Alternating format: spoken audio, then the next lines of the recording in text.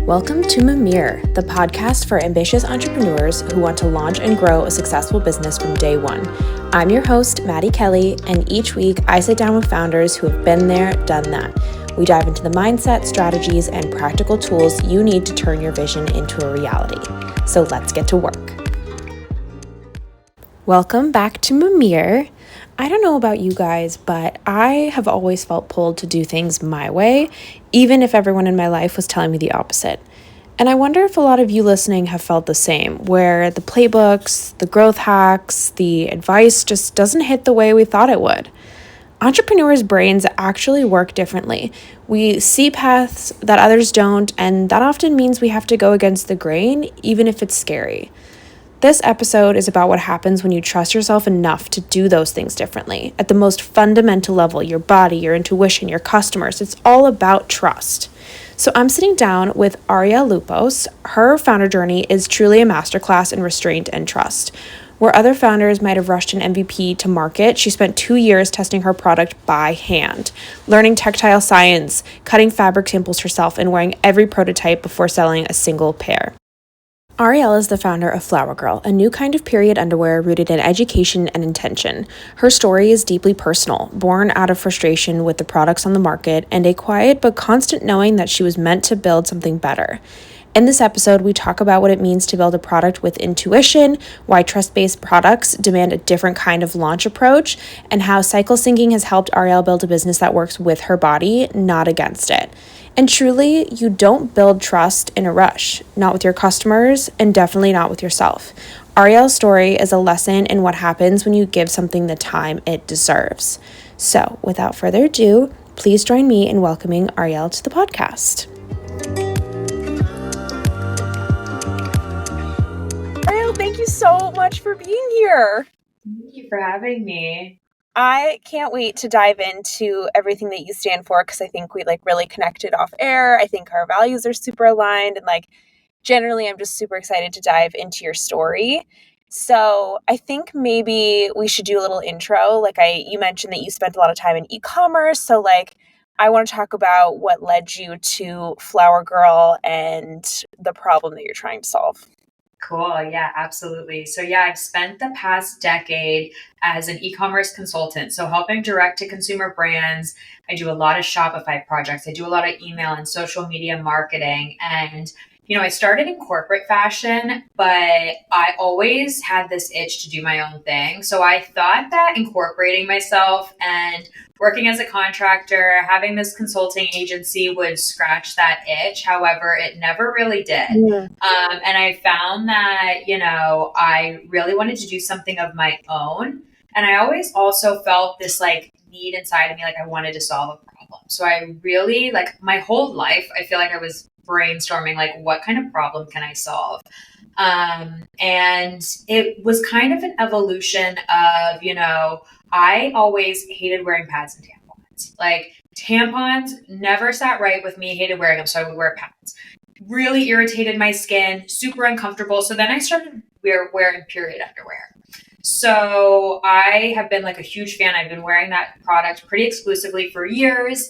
And I kind of always felt like I never found a brand that I really loved. And one day I really thought to myself, I'm like, why don't I just try to make my own period underwears? And I also wanted to take advantage of the fact that I live in Los Angeles. Yeah. So there's a ton of production facilities, manufacturing opportunities. I was like, all right, cool. I'm going to do this domestically and produce in LA, find a manufacturer here, and dove right into product development, and kind of led me here. That's crazy. I can't imagine, okay, maybe, correct me if I'm wrong, but when you decided that you were going to start testing and figuring out how to create this yourself, did you start with fabric? You went to Joann's and tried different things at home? I cannot imagine how that testing process works. I laugh now and I share that I went into product development very naively, which I think is a really good thing because I didn't understand the complexities of what it takes to make the garments that we wear. And I have such an appreciation for all of our clothing now because there really is so much that goes into it. And The manufacturing process is like extremely fragmented. So to answer your question, like I didn't start going to Joann's. I kind of started talking to people in LA Mm. who kind of worked as like middlemen. And, they connected me with, they were kind of like the middleman between me and a manufacturer, right? That was Okay. my first route. And to be honest, that route didn't end up working out for me. I thought, maybe I'll pay people to help me do the things that I don't know. Ended up just being like really expensive lessons because I will say I ended up having to learn about textiles on my own, and I'm really glad that I did. Because yeah, I ended up going to the LA textile show, learning about fabrics because it didn't work out when I initially had this like middleman doing things for me. I was like, you know what, I need to just get with a Yeah. manufacturer on my own. This is a really technical product. It required a lot of R&D, a lot of testing. So by the time that I made a few samples, I ended up going to a new manufacturer who worked super hands-on with me. Um, Ended up sourcing.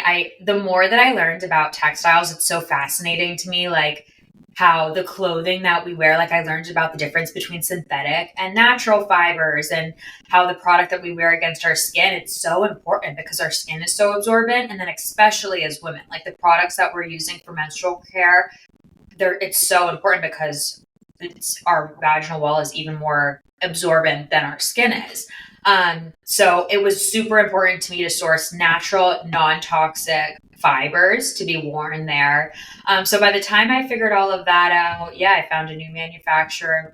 I probably iterated on the pad like 100 times, like 100 Yeah. different samples. Like it got to the point where I was cutting my own fabric out and like layering it in my underwear to test it to make sure that it worked because yeah, it just required a lot of testing, and I'm really proud of the fabric that we ended up with.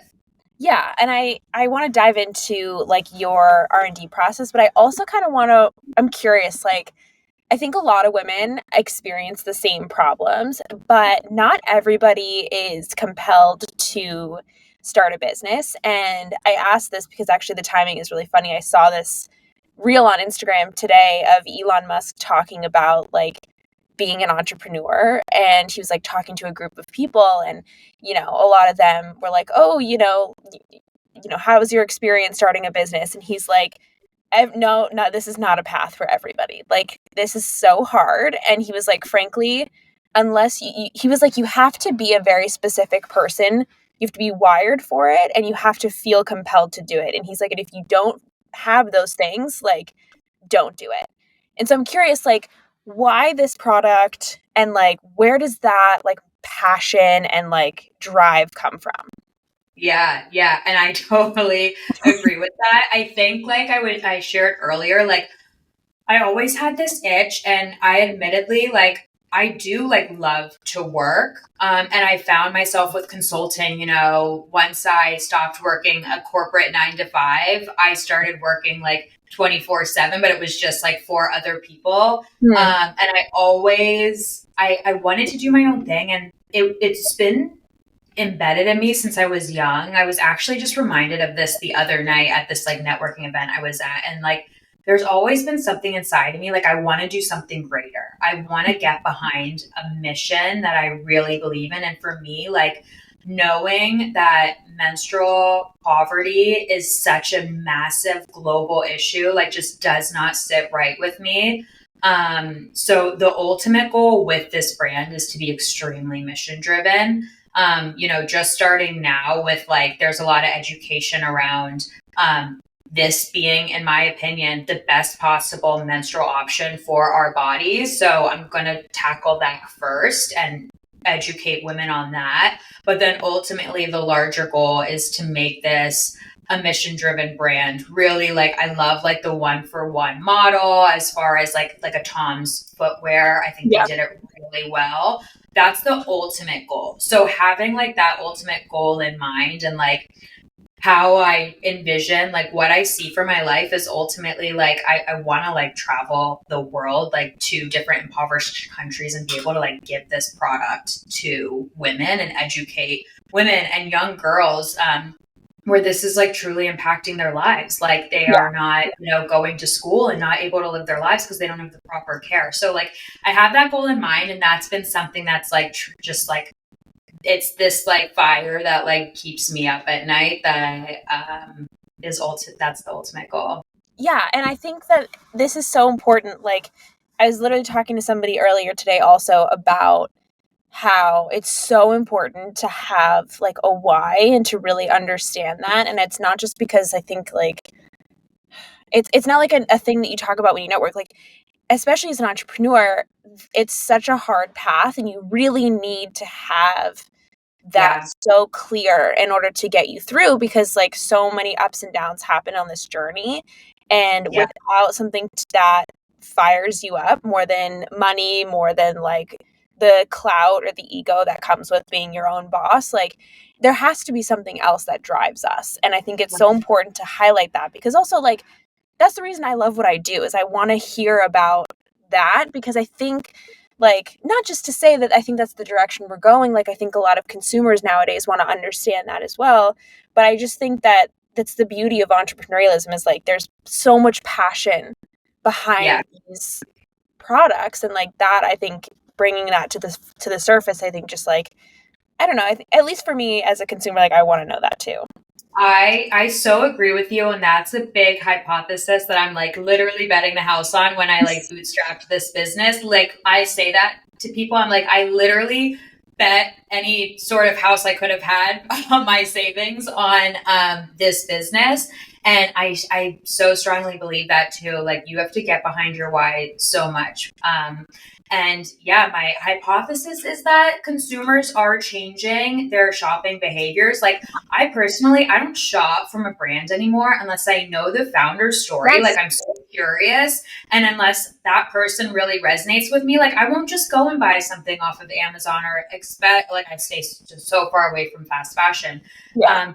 And that's why like I so appreciate people like you two sharing this platform. And I think we're on the emerging like forefront of this huge consumer shift. And like, Yeah. you know, with podcasting being so new and yeah, just the way that people shop. So I sure hope so.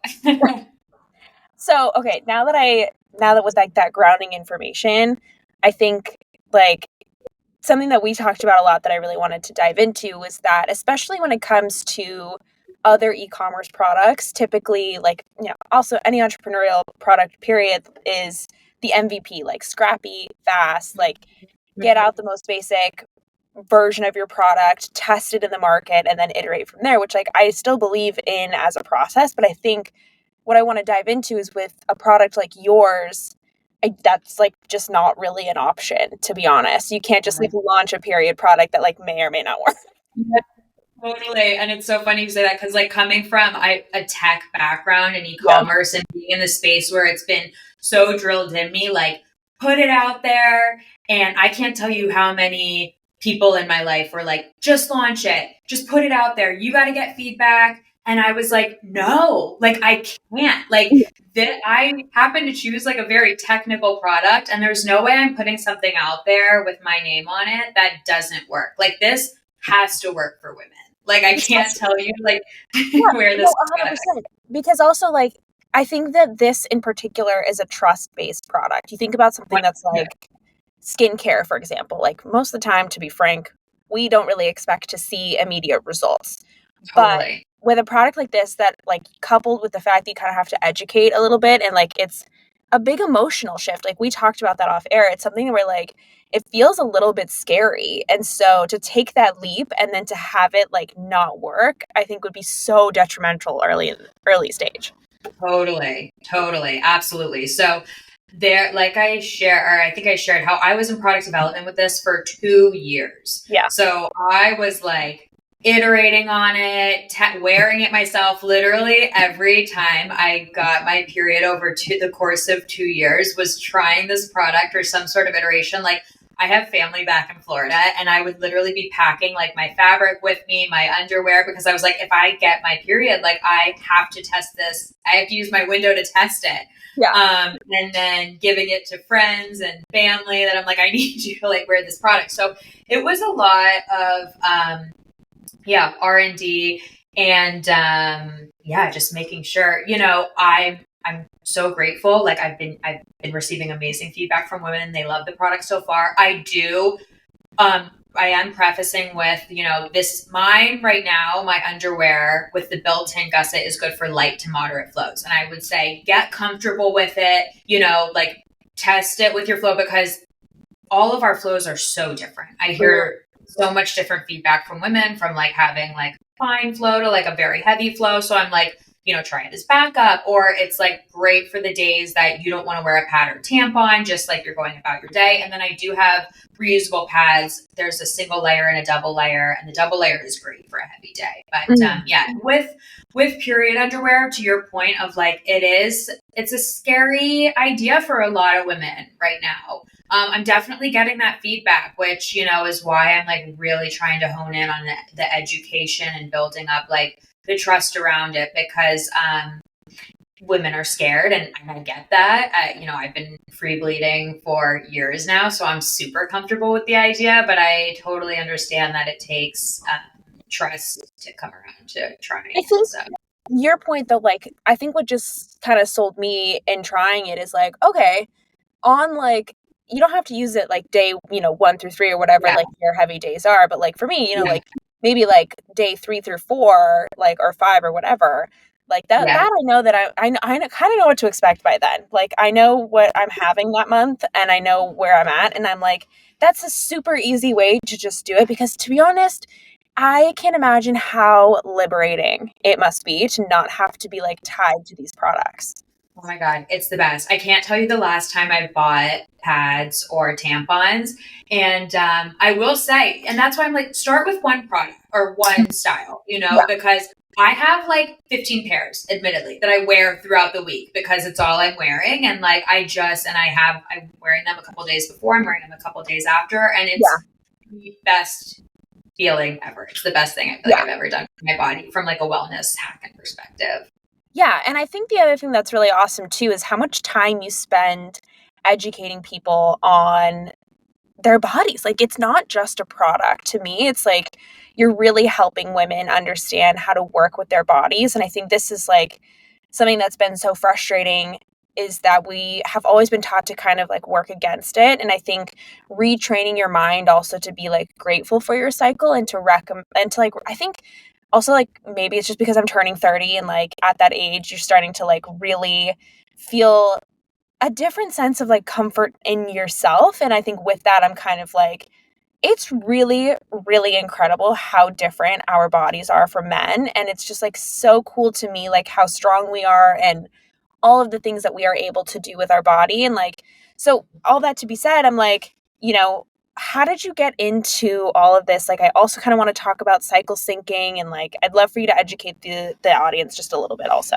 Yeah, absolutely. I love all of the points you just made. I think, to your point of like, as we mature as women, we become, well, first of all, I genuinely believe like we are such in tune, intuitive beings. And I think our whole lives, especially like those late teenage years, our 20s, there's so much noise around us. It's so loud, and we get so distracted and so taken away from our bodies. And then in our late 20s, like early 30s, it's literally like exactly that time I feel like we're coming back into ourselves. We're actually like really starting to like get to know ourselves. I feel like for women, this is the age where we're like, okay, I know who I am. I know what I want for my life. And so for me, it was just like, I'm such an advocate for self-care and so many like different wellness practices. And once I learned about cycle syncing, I was like, I have to like share this with the world, because it's so sad to me that our whole lives, we are never taught anything about our bodies. Truly. Like, we're little girls, and we go to our parents, we're like, I got my period, we're handed a pad, a tampon, and we aren't taught anything in school, or we don't really talk about it with our friends. I feel like it's always been such a taboo, hush subject.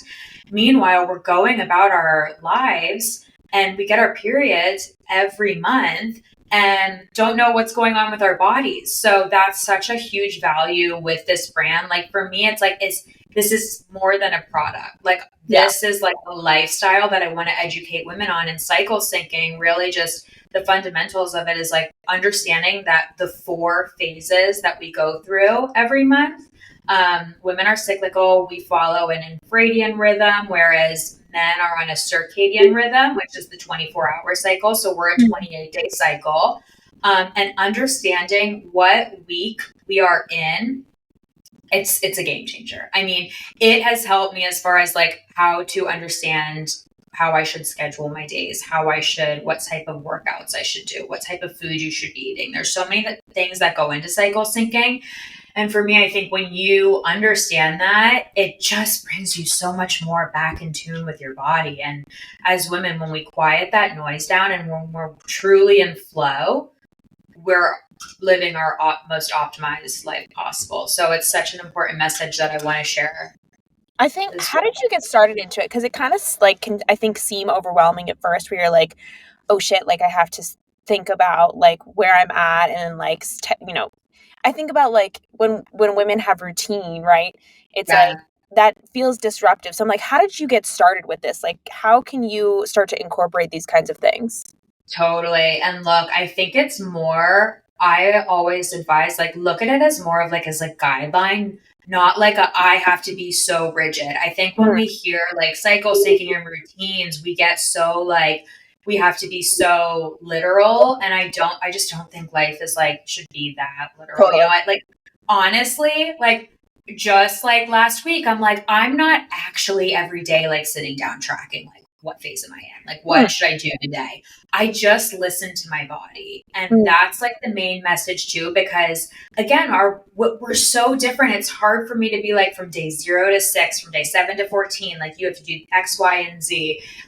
It's more about just listening to like what your body wants. Yeah. And I think our body has all the answers. So instead of being so like rigid about it, it's like it's more of a practice of like just like quieting again all the noise and being like, what does my body want today? And truly listening to that, because our bodies tell us. Yeah, 100%. I think that's a lot, and I think that makes a lot of sense. And like, I think our body, there's just so much that we don't understand about our bodies and our minds. I mean, the way that like we are designed is so complicated and intricate, and I think, like you said earlier, women in particular have so many like inherent gifts that we just aren't really sure how to access anymore, because like we're not taught that, and we're taught the opposite, which is to just like be on the 24-hour cycle and to do all the things as normal.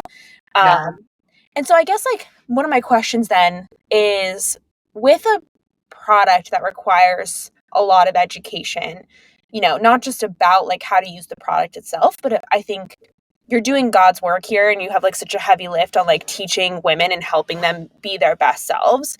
But I'm like, how do you go about that? Like with, you know, educating the market, and then like simultaneously you have a business to run, so you're like always thinking about sales. Like how do you balance those two things?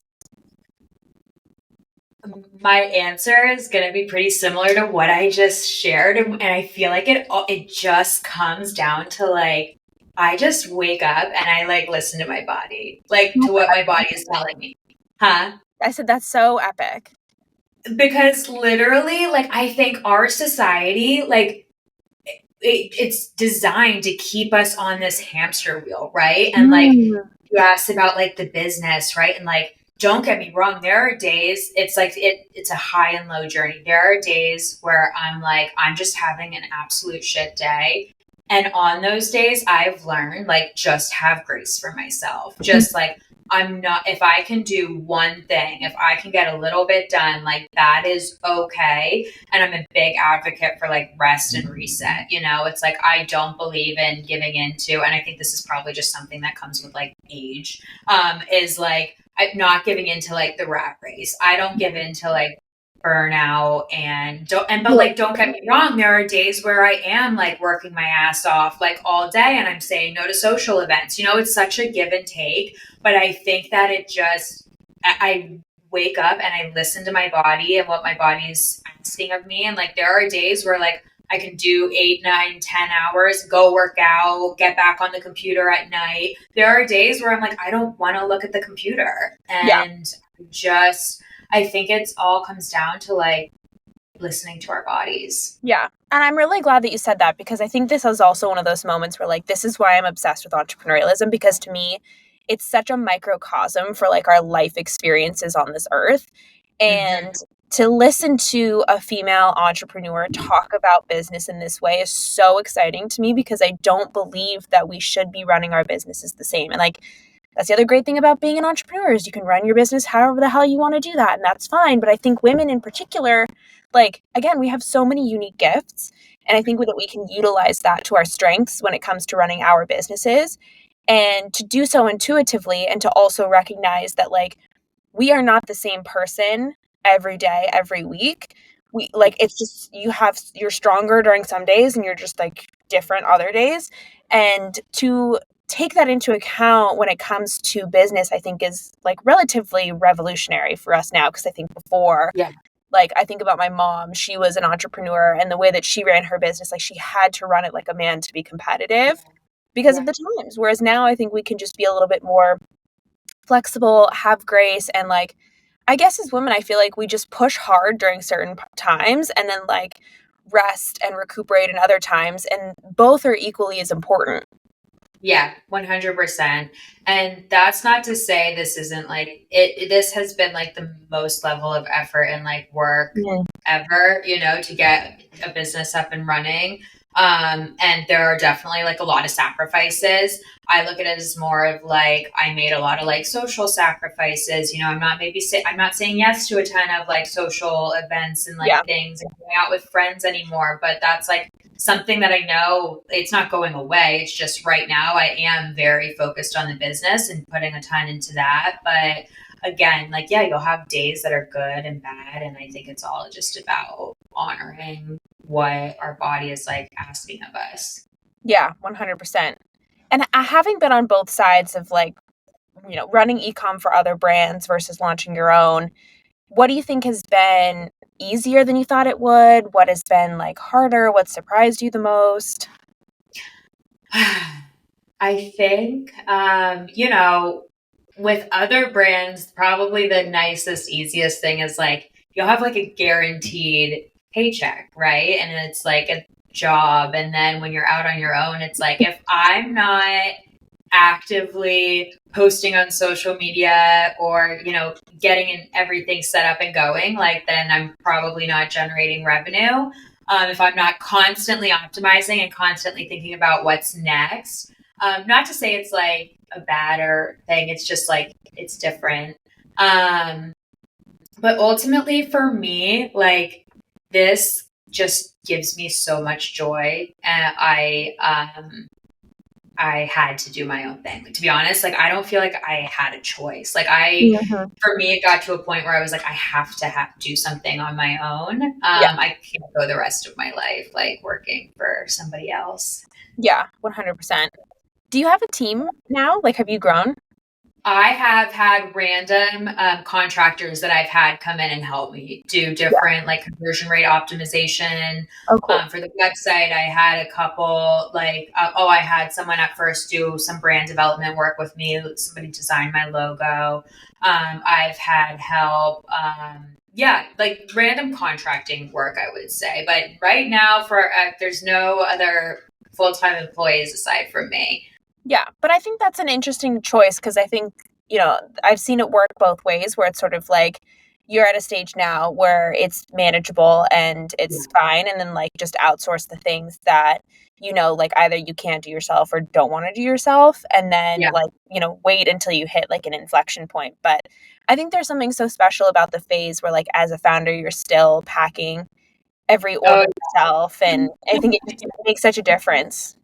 totally. Yeah, it's been one of my favorite parts because there's nothing I love more than seeing an order come in. Yeah. And it's fun. Like I actually bought something from a founder that I had on the podcast a while back, and she DM'd me on Instagram and she was like, I saw your order come through, and I was like, oh, I was wondering if you were going to. Like it's so nice. Oh, I see everything. I see the orders come through. I have emails, I have push notifications, all of the things. I'm always plugged in. Yeah.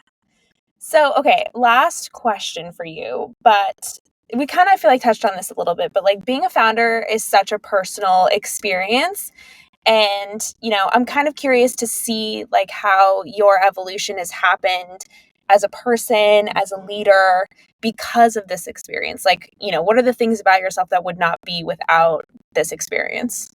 Oof, great question. To be honest, like the most brilliant thing I found, like I feel just like a new sense of like confidence in who I am from this whole experience, truly. Like, I mean, I'm almost like officially like 3 years in, probably like 3.5, 4 years since like inception.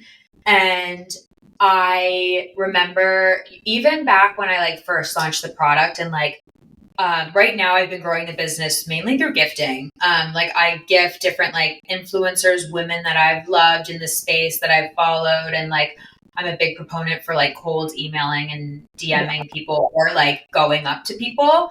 And I just recall like certain instances in like the very beginning where I was like way more like, hi, like it's so nice to meet you. A little more like timid maybe. And now I'm just like, I will talk to anyone.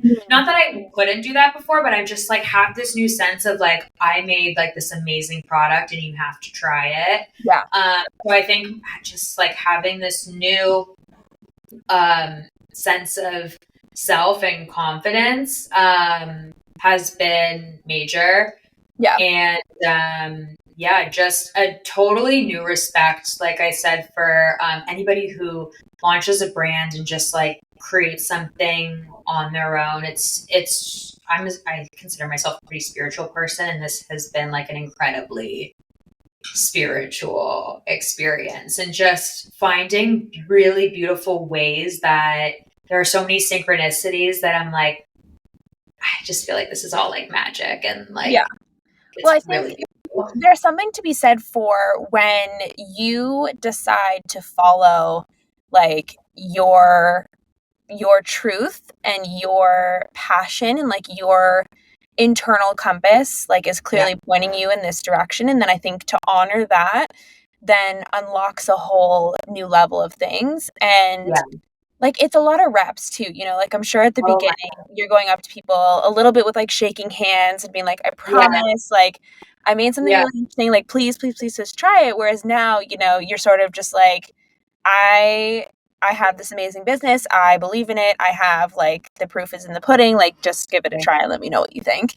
Yeah, absolutely. And I think to touch on something that you said that sparked in me, it's like my whole life, I like feel like I prayed for like, what is my thing? Like, I Yeah. want to follow my passion. Everyone's like, follow your passion. Like, you're told that like when you're in school and like when you're getting out of school. And it's like, I have no idea what I Yes. didn't know. And I still like, don't know like what my final passion is. I have a really good sense now. Like I know I'm on the path, but that's after over a decade of having real world experience. And I think my biggest advice is, because we're so often just like thrown like, follow your passion. Like, it's like, you need to do a ton of things. Like, I think I was really fortunate working in e-commerce and marketing, because it's such a broad field. And I saw so many different things. I worked with so many different people in different departments.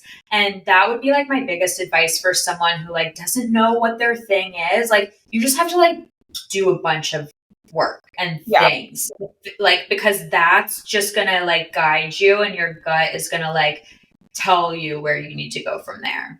I 100% agree. I think like I was the same way. I definitely learned through experience, and I could only figure out what I wanted by doing things that I don't. And I almost feel like the universe is very similar in that like you will go through life and you will experience things that are clearly like not the vibe for you. Like you experience that in that, you're shown a workplace that you don't jive with, or a person comes into your life that causes you distress. And those like are signals to show you that these are things that you don't want, so then you can pivot and find the things that you do. And I think that by trying everything is like the only way that you're going to figure it out, because like I had the exact same experience. Like I had no effing clue what I was doing with my life, like probably until 2 years ago. And like I just had to try a million different things. I've lived a million different lives. And I think also like it was one of those things where I looked at my resume and I'm like, they're going to think I'm insane. Like this makes no sense on paper. But I knew when I got in the room, I'm like, let me tell you my story, that it would all make sense, but Yeah, it's like, 100%. I hate resumes. I hate them so. Like, how am I supposed to describe myself on like one sheet of paper and like all my ambitions and experience? yeah, I mean, it's almost impossible, but like you said, Yeah, you just have to try everything. And I think the same goes in business too. Like, you're just starting out and you kind of just have to trust your gut and be like, I'm just going to take what feels like the next right step after the next right step after the next right step. And like, you'll make a couple mistakes along the way, but at least you can say that like you trusted your gut and you followed your convictions, and you're going to see where that goes. Cause I think also like there's a little bit of unknown in that, where you said you're like, this is my vision and like this is what I hope for the business, but you never know yeah. how it's going to unfold. Oh my gosh. And fear is something that I have learned. Like, you have to lean into fear, like Mm, constantly, it's like, yeah, everything is kind of like uncertain, like as to like what's going to work out. But like getting over fear has been like another major thing I would say that I'm really grateful for from this whole experience, is like just like leaning into fear and the uncertainty. yeah, especially with the unknown, because I think there's also like, I also like to be cautious about that, because I think there's some people out there who are like, do everything that scares you. And it's like, okay, like, I don't disagree. I think that we should definitely be getting out of our comfort zones. Like, so many amazing things happen, even though they seem scary. And like, entrepreneurialism is one of those things where you're entering into a complete unknown. You don't know if it's going to work, could fail, could not, especially because you're constantly confronted with people who are telling you that what you're doing is crazy. And so you're constantly having to like, just be like, I believe, and like Yeah, hope that it works out. But I think there's also like a place to say that like your intuition will also tell you when a situation is like not good, and that you have to be able to parse the difference, I think, between anxiety and like true, like, this is not the right way. definitely. I think that goes back to just getting in touch with ourselves and our intuition and our gut. Like you said, it's like, trust your gut. Like, Yeah. I saw a really big mentor for me is Sarah Blakely. She's the founder of Spanx, and she posted this like thread on Instagram the other day, and it was like gut gut over data. Like, and Mm, I just love that, because I'm like, you, especially again coming from tech, like so often you hear like the data, listen to the data, and it's like, yes, like of course, like take that into consideration, but also like I've been making a lot of decisions with this business in particular, like based on my gut feeling, and it's always made me really happy with like how things have turned out. So I yeah. know, I'm not wrong. I think there's a time and place for data. Like, I don't get me wrong, like, love me some data, but I think that there's a time and a place for it. I think when it's like, what are your metrics on social media? Data. Use that to make a choice. Okay. But Yeah. like when it comes to big decisions with business, I feel like almost always that should be coming from your gut. Yeah, I agree. Well, I think this has been so much fun, and I think that's probably the perfect place to close. Thank you Yes. so much for being here. That was so, so much fun. Maddie, thank you so much for sharing your platform with me. I appreciate it. Oh my gosh, my pleasure, truly. That's a wrap on today's episode. If you got one good idea or found yourself nodding along, hit that 5-star button. You can find all the links to connect with Arielle in the show notes. And if you want more founder wisdom, community, and behind the scenes, come hang out at mamir.ink. See you guys next week.